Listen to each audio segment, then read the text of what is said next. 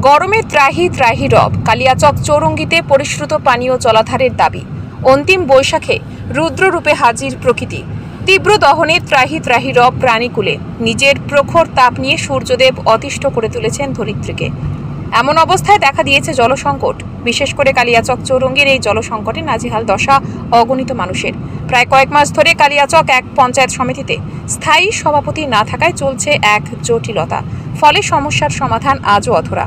তাই সাধারণ মানুষ চাইছেন অন্ততপক্ষে প্রশাসন একটু তৎপর হয়ে রাস্তার ধারে একটি পরিশ্রুত পানীয় জলাধার তৈরি করে দিক, যাতে এই গরমে কিছুটা হলেও স্বস্তি পান কালিয়াচক শহরের জেলার বিভিন্ন প্রান্ত থেকে আসা মানুষজন। তবে এই গরমে ছুটি নেই কালিয়াচক চৌরঙ্গিতে কর্তব্যরত ট্রাফিক ও সিভিক ভলেন্টিয়ারদের। মালদা বা কলকাতা নয়, যে কোনো ধরনের চিকিৎসার অপারেশনের জন্য প্রস্তুত royal nursing home and diagnostic centre. যোগাযোগ সুজাপুর, কালিয়াচক, মালদা।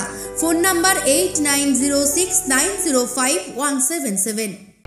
যারা আছে এদেরকে দেখা উচিত।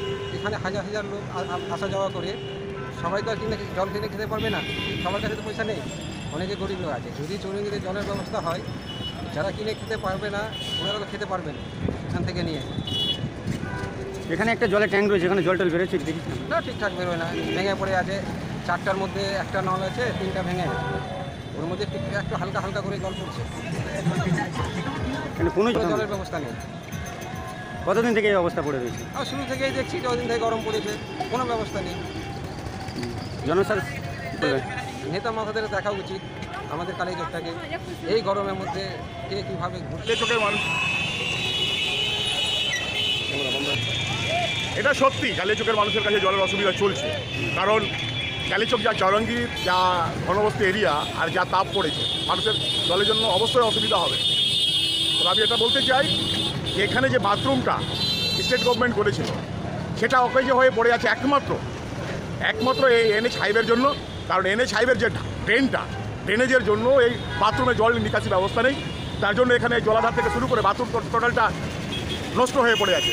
আমরা নানা জায়গায় সফর করি, আমরা দেশ বিদেশে যাই, আমরা জানি। আমরা টোল রোডে বসবাস করছি, তো এইটা toll road, NH highway toll দিচ্ছি আমরা।